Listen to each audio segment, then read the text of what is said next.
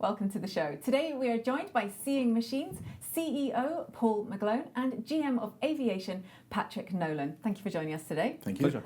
Paul, can you start by giving us an overview of what Seeing Machines does? Sure. Seeing Machines develops driver monitoring systems. Those systems track the eyes and the face, and they're packaged in software, and that software enables us to alert drivers as to their level of fatigue and distraction, whether that be in vehicles, trucks, or in fact aircraft. Can you tell us a little bit more about the head and eye tracking technology?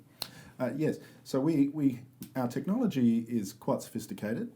So we're very focused on the vision system.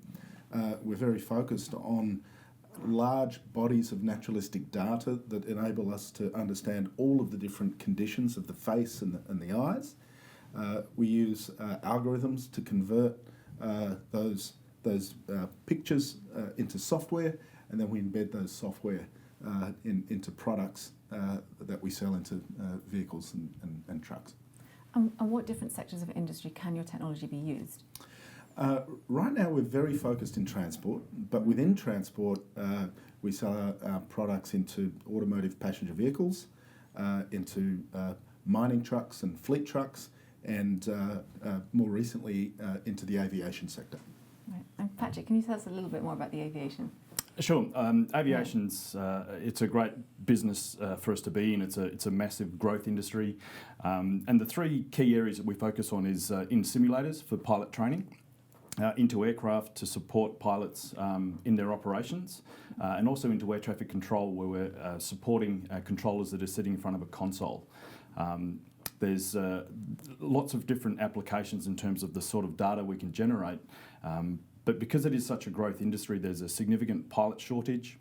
Mm-hmm. So the support in pilot training is a massive value add. We're supporting how pilots are trained. We're supporting the people that are actually managing that process, and then into aircraft. The intention is to support pilots as from anywhere from fatigue-related activities right through to incapacitation. And then in air traffic control, what we're really trying to do is support and understand the attention and alertness of the controller. Good. Well, increased safety, which is good for everybody. Absolutely. Yeah. And how will the introduction of automated vehicles affect your business? Look, we're of the view, as I think many are now, that full automation is some time out, decades away. So our technology is all about the human interface with the machine, in this case the car. So we believe that it's going to be important for a very long time for us to understand the attention of the driver and to be able to alert that driver to get back on the job whenever required. So we don't really see that automotive driving is displacing driver monitoring. We see driver monitoring as assisting the movement towards automated driving. Right. So it's part of the whole process. Yes, indeed. Now, yes? Please. I was just going to say, and in relation to aviation, there's just a significant investment in automation, and as Paul said, the key activity for us is for the human, or the pilot in this case. Yeah. Is to understand what status that aircraft is actually at. So I guess the more automation, the more complexity, what we're trying to do is support the pilot and the crew so that they are actually alert and seeing some very relevant information. It's pleased to hear it. You guys are running a global business. It's headquartered in Australia, listed in London. How do you manage that? We travel a lot, for sure. Look, we are based in Canberra, and we have a very solid community at work. So it's very stable. So that's good for us. Most of our customers are not in Canberra, though, and many are in the Northern Hemisphere. We in fact operate in 24 countries. Being listed in London is another thing altogether. We have to be here regularly to communicate with our investors, but we find it very helpful in the conversations with our customers, most of which are leading brands in the transport sector. Right. So yes, it is something for us to manage, but we do find it very useful. Yeah, I always think London is a great global city, and it's quite easy to get to sort of Asia, the US, so. Yeah, look, Yeah. London is a brilliant hub for us. And as I say, we get the right mix of time with our investors and with our major customers. And so it's quite an important part of our business.